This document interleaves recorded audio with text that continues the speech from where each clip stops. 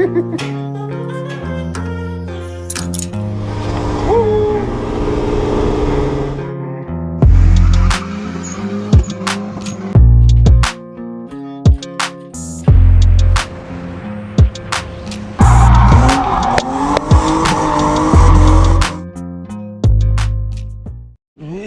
bonjour.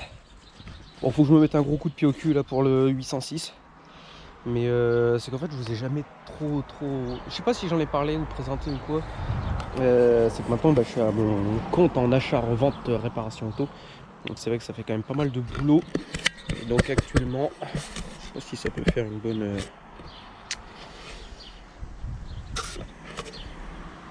Actuellement, il y a quelques... Je suis en pleine gueule ta mère. Automobiles. Bon après il y a quand même beaucoup à moi. Quand il y a des clients qui viennent pour chercher un véhicule, ils me disent ah ça c'est à vendre, non ça c'est à moi ça. Ça c'est à moi ça. Ma belle Saab que je vous présenterai peut-être un jour, ma Saab de litre turbo. Putain je l'ai arraché dans le portail l'autre jour, je suis dégoûté. Ah fait chier. Enfin bref, on n'est pas là pour ça, on est là pour un fucking 806. Donc là, niveau timing, bon on est large hein, parce que... Voilà. Donc pas de soucis. Attends, on va peut-être allumer la lumière. On est de lumière. Aziz, lumière. Faut faire le shake-up. Faut faire le shake-up de ça. Voir si on a tout ce qu'il faut, parce que ça, je dois l'avoir genre depuis 2 ans. Donc il faut savoir ce que j'avais commandé à l'époque et voir ce qui manque pour commander le complément. On regarde ça. Alors donc à l'époque j'avais pas été trop mal. Bon les marques c'est pas tellement ce que je reprendrai aujourd'hui mais bon. Donc on a un joint de culasse pour 2 litres HDI 90. Donc ça c'est les petites sportifs qui avaient parlé de ça. J'ai un kit distri Febi, donc pompe à eau, kit distri. J'ai mes 4 jeux de segments, coussinet de bielle, bougie, filtre à huile, vis de culasse, joint de couvre culasse et l'embrayage. Il manque sûrement pas mal de joints et conneries en tout genre. Mais ça permet déjà de le remonter, de le réassembler. Et puis il va falloir que je ramène le 806 à la maison qui est au hangar. Donc bah, voilà, on va peut-être pouvoir attaquer. Je vais quand même recontrôler ce que j'avais fait à l'époque. Là j'ai noté les références. Je vais revoir que c'est bien ça. Mais a priori je vois pas pourquoi ça irait pas. La distri, je vois pas pourquoi il y aura un problème. Là il y a bien XU10 en 2 litres. Bon ça il n'y a rien de marqué. Les bougies c'est des bougies, un filtre à huile oui, ça oui, ça oui. Donc je vois pas trop ce qui poserait problème.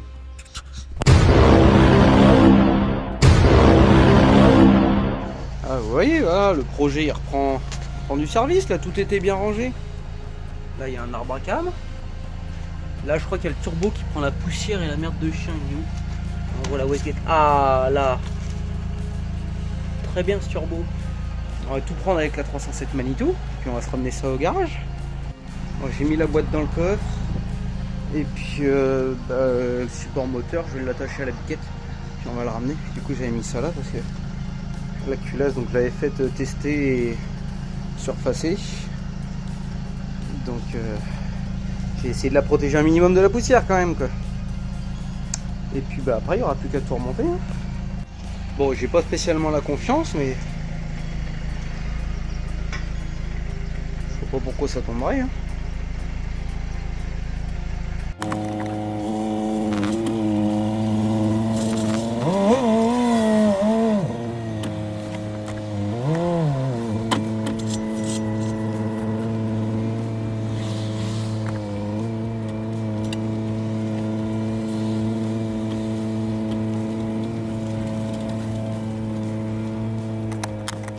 Bon, a priori, j'ai ramené tout ce qui traînait un peu partout dans le garage.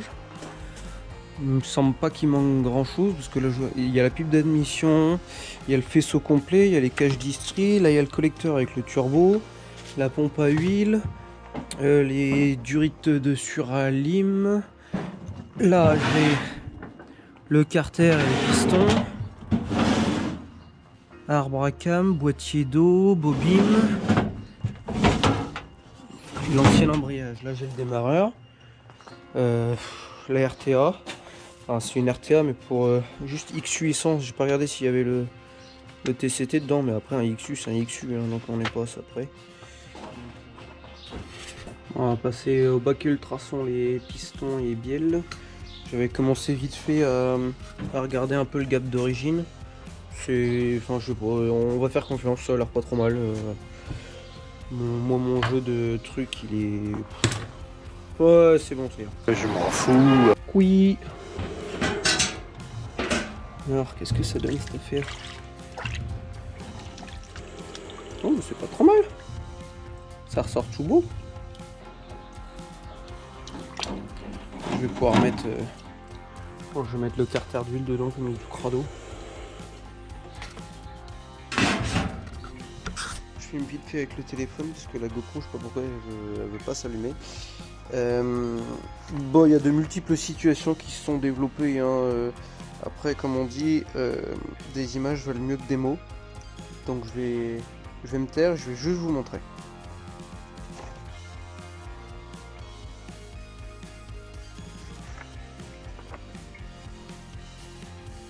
Ouh là là là là.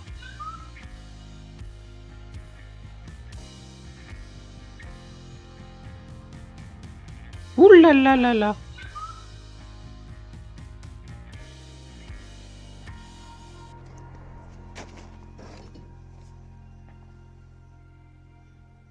Ouh là là là là. Putain, le coup de pression, parce que c'est à la recherche des pièces en fait. C'est je fouine, je tâtonne. J'ouvre ça. Oh. Ah putain, puis je me dis, crois-tu que t'es con, tu pouvais pas les repérer. Oh, je regarde quand même au cas où. Ah oui. Ah oui, c'est parfait. Ah, t'es pas que con quand tu veux, Romain. C'est bien. Bravo. On va pouvoir continuer. On en est là pour l'instant. Je viens de tirer le jaune culasse. Pareil, hein, les images valent mieux que des mots. 680 degrés il est en face, 170 il est là. Première passe 40, deuxième passe 70, troisième passe 170 degrés. Oh, 180 quoi. Allez, on continue. Ah là, le montage de la vidéo, ça va être de l'à peu près. Hein. C'est du... Quand j'ai le temps, je filme. Hein. Là, j'ai pas le temps. On est le 10. Ça me laisse 3 semaines.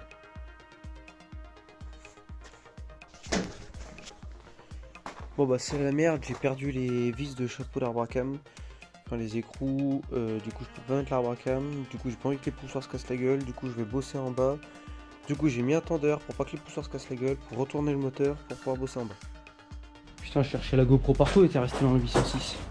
Là je suis en train d'inventer tout le merdiax de me remémorer comment c'était monté. Donc là la durée de flotte elle va là, là ça va là. Et je n'ai pas de joint pour aller là. Donc on va faire un baby tuto de comment faire un joint.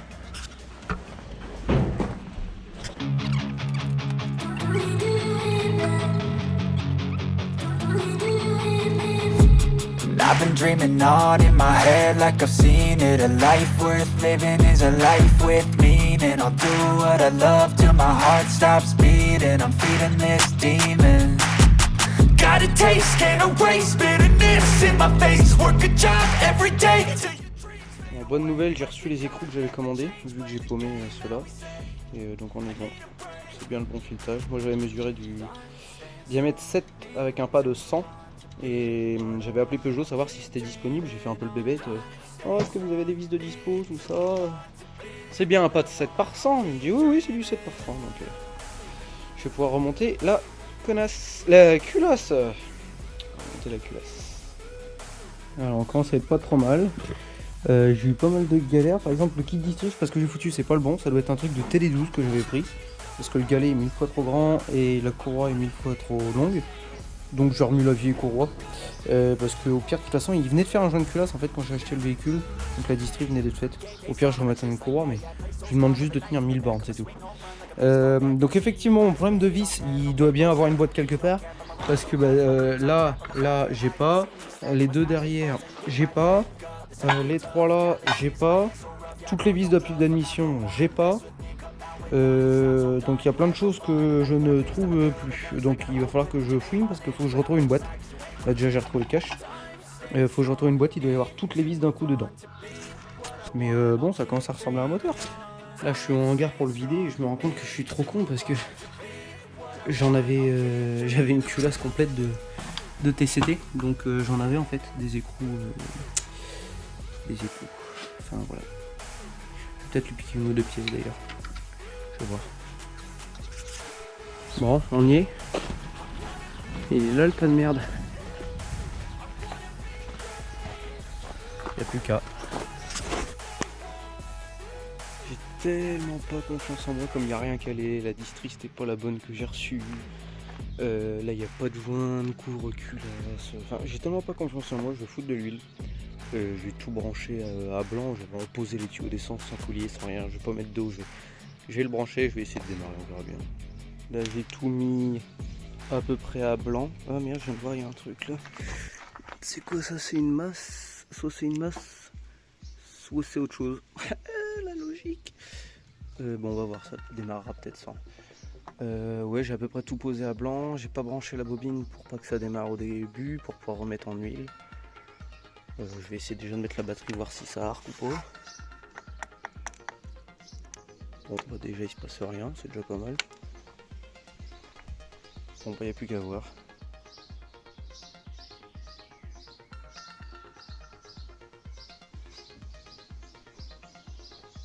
Bon, bah déjà ça commence, j'ai pas d'excitation démarreur. Ah, bah ça doit être lui, le petit qui se promène. J'ai un fil que je sais pas ce que c'est et j'ai pas d'excitation démarreur et il n'y a pas d'excitation démarreur. À un moment, faut pas chercher une heure non plus. Hein. On va essayer.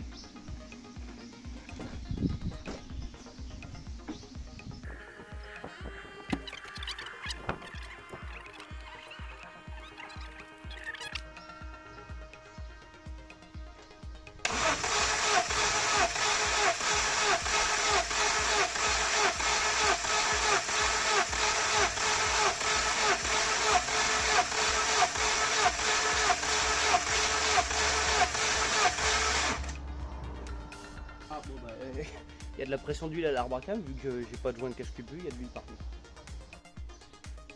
Alors je dis pas que c'est ça qui me coupe la ligne pompe à essence. Et capteur PMH ça peut aider je pense. Bon déjà j'ai remis le PMH et j'avais fait une connerie, c'est-à-dire que j'écris tellement mal. Là j'avais cru lire radiateur, en fait il y avait marqué actuateur.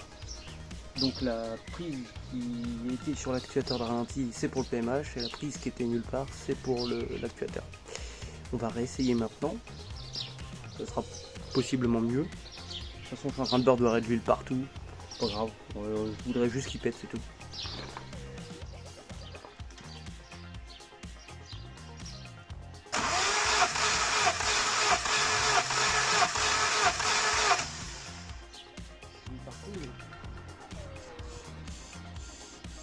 Ça on va déjà voir s'il pète.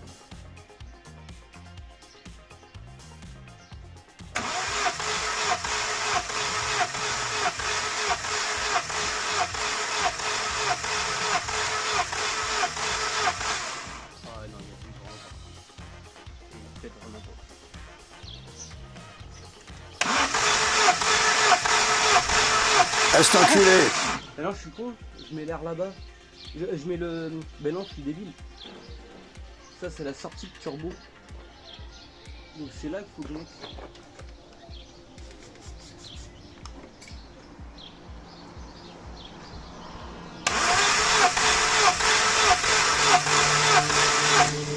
Après je suis pas sûr qu'il y ait de l'allumage aussi, du coup si le relais double il ne manque pas le 4 kg. Ah fait chier putain. Je vais filmer si je dois décéder parce que je viens de prendre un putain de retour de flamme de l'admission.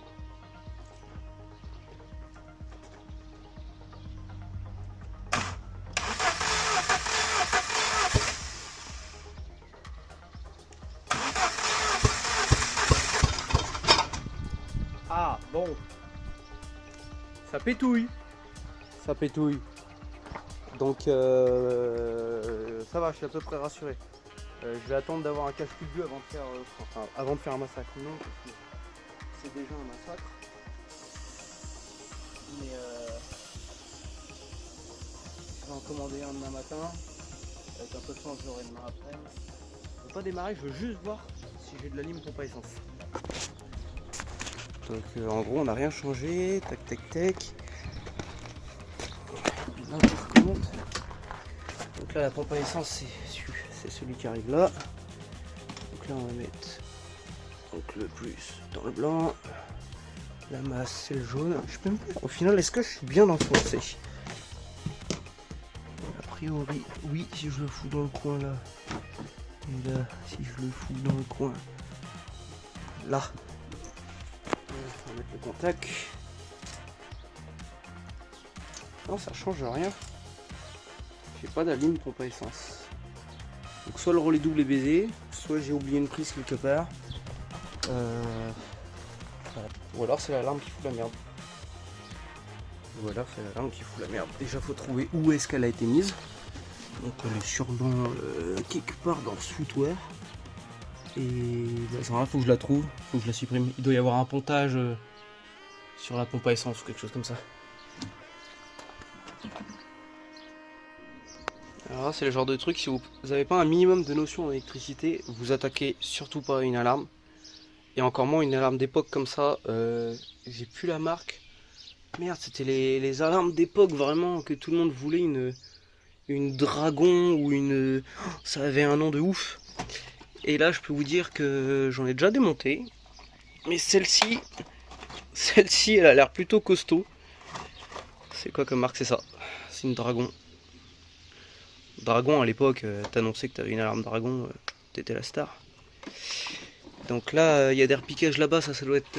voilà, donc ça, c'est pour les capteurs de présence, je pense, ou d'ultrasons.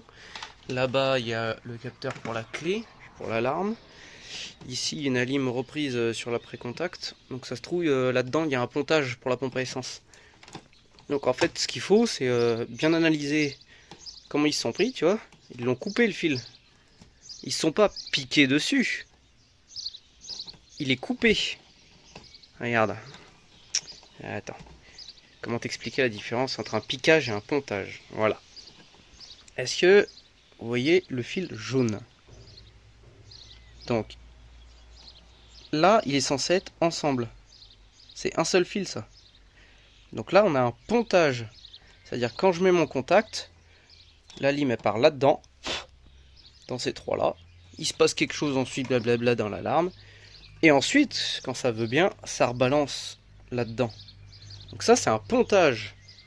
Ça, c'est très important dans les alarmes de faire attention au pontage. Parce que sinon, il y en a, ils cherchent pas à comprendre, ils coupent tout et puis ils disent c'est bon, j'ai enlevé l'alarme. Mais non. Un piquage, en gros, c'est comme si le fil il était là. Voilà, là, mon blanc, il est là, il n'y a pas de souci. Je mets un morpion dessus, ce qu'on appelle un morpion, là, les pique-fils bleu, rouge, là, avec une pince. Et là, on vient choper ce fil-là et on en met un autre. Ça, c'est un piquage. Là, ce qu'on a, c'est bien un pontage. Et je pense que c'est lui qui me coupe mon alim. L'alarme doit déconner depuis le temps, la pauvre. Puis avec tout ce que j'ai coupé, ça se trouve, j'ai coupé une masse qu'il fallait pas ou quoi. Et puis il y a un truc qui lui plaît pas. Comme par exemple, mes commodos de clignotants sont pas branchés. Ça se trouve, il y a peut-être une alim qui repasse par le commodo de clignotant. Parce que tu vois, là, c'est branché.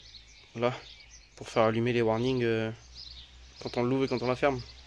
Donc là, je vais dégager tous les pontages et puis bon, on va voir si ça améliore notre souci de pompe à essence. Ouais, comme je disais, ceux-là par exemple, ça c'est des piquages. Attends. Là, on voit bien qu'il est juste repiqué sur le petit orange. Lui, il a repiqué son gros orange dessus. Et là, les deux petits, je pense que ça doit être pour le moteur de verrouillage. Ou le capteur de porte. Voilà, là il y a un repiquage sur mon capteur d'ouverture de porte pour faire gueuler l'alarme. Bon, la soudure est pas horrible, mais bon les gars, vous auriez peut-être pu isoler quand même. Alors par expérience, ceux-là qui sont repiqués sur les warnings, normalement dedans on va retrouver des petites diodes pour qu'en fait le jus passe dans un sens mais pas dans l'autre. C'est-à-dire pour que l'alarme fasse allumer les warnings, mais pas que les warnings renvoient de la lime dans l'alarme. Je sais pas si vous avez compris. On va ouvrir, on va regarder. Bon bah il n'y a pas de petite diode, c'est juste un repiquage. Mais bon, du coup peut-être qu'une alarme à cette époque là aussi perfectionnée, peut-être que les diodes sont directement dans le boîtier. J'en ai découvert un deuxième d'ailleurs. il est super lourd. Dragon immobiliseur. Alors peut-être qu'il y a des gros relais dedans ou des accumulateurs, je sais pas. Je sais pas. Ou alors ça te balancer une décharge électrique à la gueule, tel un taser, je sais pas. Bon, là j'ai retiré aussi deux grosses masses qui étaient repiquées sur la colonne de direction, là, avec des œillets. Et bah là du coup je vais ressouder le fil avec un de mes outils. Et franchement c'est un des trucs que je kiffe le plus. Le fer à souder sur batterie. Alors ça, t'es au beau milieu de nulle part, tu répares tes faisceaux peinard. Pas besoin de tirer de rallonge ni rien. Et mine de rien, je pensais qu'on pourrait faire que du petit fil comme ça là. Mais non, c'est quand même de la grosse section et ça va marcher nickel. Bon, je referai plus propre après, là j'avais la flemme d'aller chercher la gaine thermo. Alors voilà, c'est juste question de souder, voir si je récupère ma pompe à essence et puis finir de retirer du coup tout le faisceau d'alarme. Et du coup il y en a deux qui partent devant pour la sirène. Donc là je viens de couper les derniers qui restaient. Voilà, c'est celui-là. Donc celui-là ça gère l'ouverture de capot. Si on ouvre le capot, la sirène s'enclenche. Et du coup l'autre c'était pour la sirène. Donc la question maintenant c'est, est-ce que je récupère de la pompe à essence maintenant que l'alarme est complètement inhibée? On va mettre le contact. Et ben non. Alors bonne nouvelle, par contre je viens de tester, j'ai récupéré la ligne démarreur. Donc par contre c'est vrai que de mémoire, je sais plus si je l'ai présenté sur la chaîne peut-être un jour, j'avais un évasion, c'était un évasion vert intérieur cuir beige. Et en fait c'est vrai que je me rappelle qu'on n'avait pas d'alim, oui ça paraît étrange comme ça, dit comme ça, mais au contact je crois qu'il n'y avait pas d'alim pompe à essence, en fait c'était au démarreur. Donc on va réessayer déjà. Merde, faut que je rebranche la batterie. Déjà on va essayer de voir si j'ai bien récupéré le démarreur. Bon, ça prend pas feu, c'est déjà pas mal. Et puis on va voir si ça essaye de démarrer ou pas du tout. De toute façon pendant que j'en suis, il y a de l'huile partout. Donc là contact, il n'y a rien. Oh oui! Oh oui! Bon bah je le démarre pas. Je le démarre pas parce que 1, je vais foutre de l'huile partout. 2, il y a les 3/4 des supports qui sont pas fixés, il n'y a pas de flotte, il n'y a pas d'échappement, il n'y a pas de son de lambda, il n'y a pas de durite de turbo, il n'y a rien du tout. Putain, il y a de la pression d'huile mon copain. Vache. Bon, ça pète. On n'est pas encore sauvé parce que au remontage du moteur, j'ai quand même pété un segment. Mais au moins il essaye de péter. Et à la base je l'ai ouvert pour le refaire complètement parce qu'il tournait sur 3 cylindres. Mais j'avais jamais essayé de changer un injecteur par contre. J'avais essayé de changer la bougie, j'avais bien de l'allumage mais pas l'injecteur. J'étais parti sur un joint de culasse, à savoir qu'ils avaient déjà fait eux un joint de culasse. Donc en fait je suis un gros con et j'aurais dû changer les injecteurs.